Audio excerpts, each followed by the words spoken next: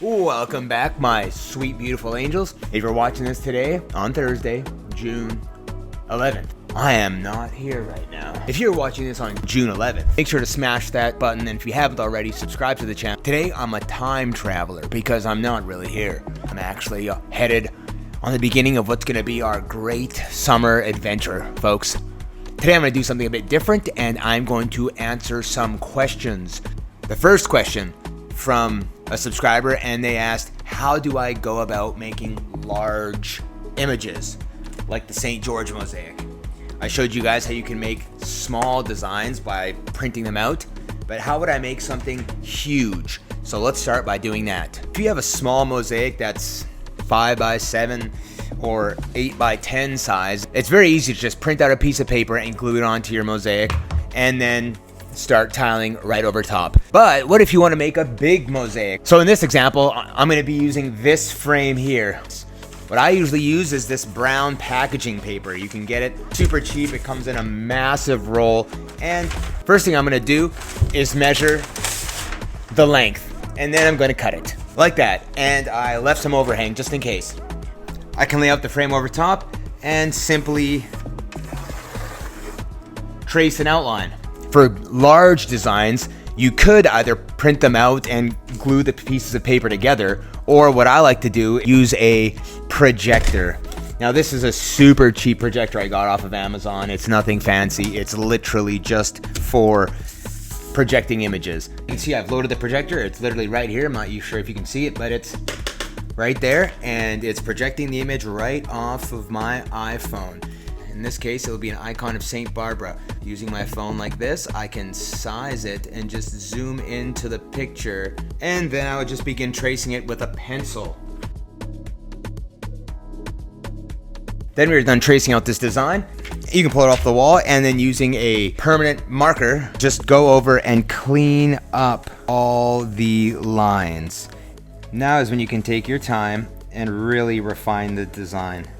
And you can always make sure to look back onto your reference image in case there are parts that you forgot. I think you guys get the idea, right? I'm just going over and making these lines a bit more clear and finalizing the design. Which brings me to my next question I got asked by a subscriber. Can I glue tiles directly to paper? Will it not just crumble and dissolve? Well, if your finished mosaic is going to live inside, away from water, away from the elements, and in a nice dry place such as a piece of artwork, you can definitely just glue your tiles right on top of the piece of paper. You don't want to glue your tiles directly to the paper as it is. First thing you want to do is use a backer board. Now, there's many options for backer board, especially if your mosaic's going to live inside. In an upcoming video, I'll go over all the different kinds of backer boards for indoor and outdoor applications. I like to use is this little MDF sheet. It's super thin. You can get it cut at your local hardware store, or if you have a table saw and know how to use it, you can cut your own sizes. And then using some spray adhesive, you'll then glue your design on top of the backer board, and you can see this is not coming off. This is not coming off at all. And you glue your tiles directly on top of the design, and this is not coming off anywhere. These tiles are not coming off. Just like that. Once all the tiles are glued on, you can grout over top of it, and you'll be left with a finished mosaic piece. So to answer that question simply, yes, you can glue your tiles directly onto paper, as long as the paper is glued to something hard that is not going to be floppy and flimsy.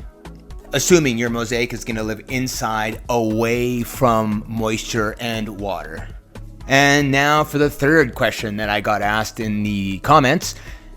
What exactly do I need to get started in mosaic? Well, to be completely honest with you, all you need is some glue, some tiles, and because we're making mosaics, you will need grout and something to glue the tiles onto.